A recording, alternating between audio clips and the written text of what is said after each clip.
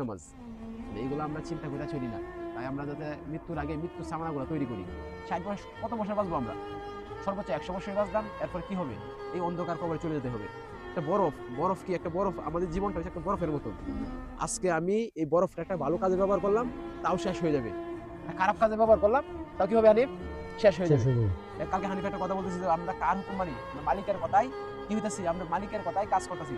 আমাকে যে বানাইছে মালিকের মালিক, সেই মালিকের হুকুম মানতাছি না, বাইরেওয়ালার কথা মানতাছি না আমরা, ঠিক আছে? তো তাই আমরা সবচেয়ে বড় কথা ভাই, মৃত্যুর আগে মৃত্যুর সামনা তৈরি করতে হবে। দাঁত থাকতে দাঁতের মর্ম বুঝতে হবে। তাই দাঁত গেলে আমাদের এই কাজ করলে চলবে না। তো দাঁত থাকতে আমাদের দাঁতের মর্ম বুঝতে হবে। তাই ভাই আমরা সবাই যাতে আল্লাহর হুকুমগুলো, নবীর তরিকাগুলো মানতে পারি, সেই লক্ষ্যে কাজ করতে হবে। আল্লাহর হুকুম, নবীর তরিকার মধ্যে হচ্ছে শান্তি, আর কোনো কিছুর মধ্যে শান্তি নাই। এই 24 ঘন্টার ভিতরে যদি আমরা 2-4 ঘন্টা আল্লাহর জন্য কাজ না করতে পারি, আমরা কিসের মুসলিম হইলাম? তাই ভাই আমরা দুনিয়াতে একসময় ছিলাম না, এখন আছি, আবার থাকবো না। এই কথার উপরে আমল করা, আর এই যে মুরব্বীদের পরামর্শ মতো চলা, কোরআন সুন্নাহ মতো চলা, মানুষদেরকে বোঝানো। দুনিয়া জিন্দেগি ক্ষণস্থায়ী।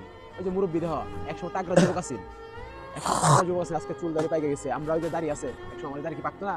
এই তোমরা যারা অবশ্যই। ছোট ছোট বাবু আছে, তোমরা দাড়ি হইছে না, একসময় কি তোমরা দাড়ি হবে না? তো এগুলো আসলে আমরা বুঝতেছি না। দুকার করে আছে দুকা, দুনিয়াটা হচ্ছে দুকা, দুকার জিন্দেগি।